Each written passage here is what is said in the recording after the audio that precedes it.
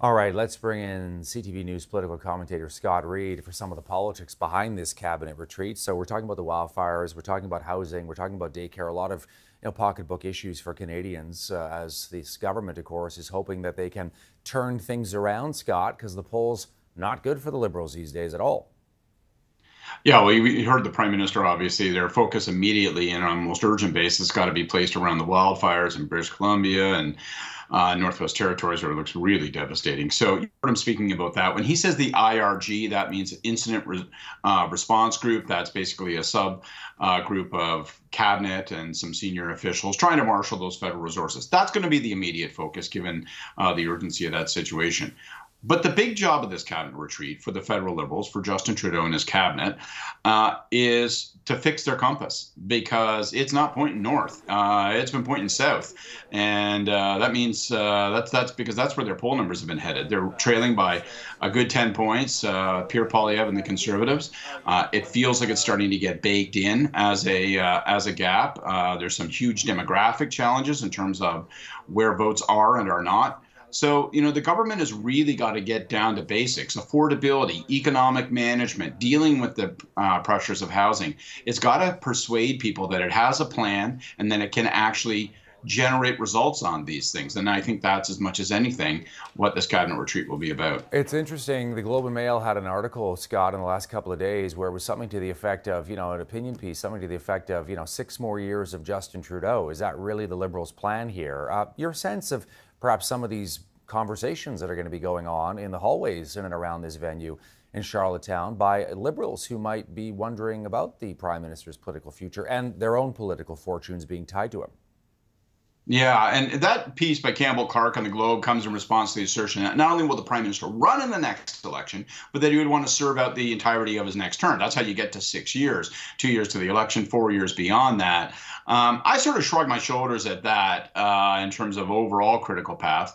I think that most people in the Liberal caucus, in the Liberal cabinet, recognize that Trudeau, bruised though he may be, dented though he may be, 9-year veteran, it'll be 10 years by the time they try to seek re-election if they can last to 2025, that he still remains their greatest asset. His numbers are negative in English Canada, but in Quebec he gives them a real fetching shot at winning 25, 30, 35, 40 seats. And there really is no path to re-election for the government unless they win that many seats in Quebec. So I don't think the Prime Minister will be departing. I don't think there'll be a big debate around the cabinet table or in the hallways or over drinks about whether he ought to depart. But I do think, the core objective, whether it's Justin Trudeau or, if I'm wrong and someone else is leading the party in the next election, this government has got to get its focus. Right now, it's all over the place. It's issues to issues, day to day. A lot of its responses feel very technocratic, very technical, very oriented towards certain segments of the population. They've got to speak to the broad middle class. That was their message when they won in 2015.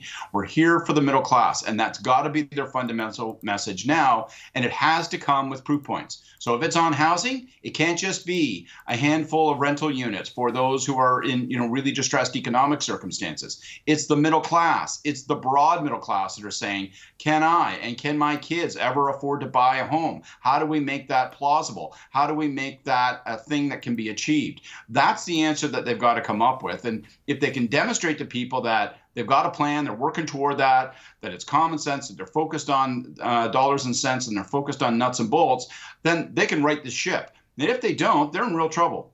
One last question. We're going to be hearing from Pierre Poilievre coming up in the next little while. Scott, he's holding a media availability, talking to the media about housing today. And this is the live shot coming in from Parliament Hill here, just before the Conservative leader comes out and talks to us about, their view on housing and affordability.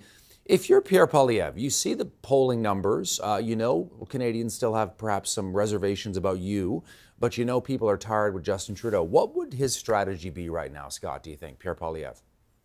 Well, we actually are seeing it in action. So you've seen some adjustments to the way he presents himself over the course of the summer. A little less acidic, a little bit more approachable. You've seen $3 million in advertising, digital, paid media. If you watch sports, you can't avoid the ads of Pierre Poilievre showing with family, having his wife narrate an ad, trying to introduce him to the Canadian population, to whom, for many, he remains relatively undefined, and trying to say to people, listen, I got straightforward answers to straightforward questions. I'm focused on the nuts and bolts. That's how he wants to present himself, not as an ideologue, not as a right-wing raving convoy supporter, but as someone that you can trust, someone who's probably your neighbor if you live in the 905 or, in mainland BC. And so that's where he's gunning for. And frankly, for the Liberals, a key priority for them has got to get into the middle of that and jam that frequency. Say to people, this is who this guy is. This is what he stood for. This is what he said. This is what his instincts and his values are. And they don't do a lot of that. And I think they've got to, because Pierre Poilievre is in a good place getting better, and they better stop it, or they won't like how 2025 turns out.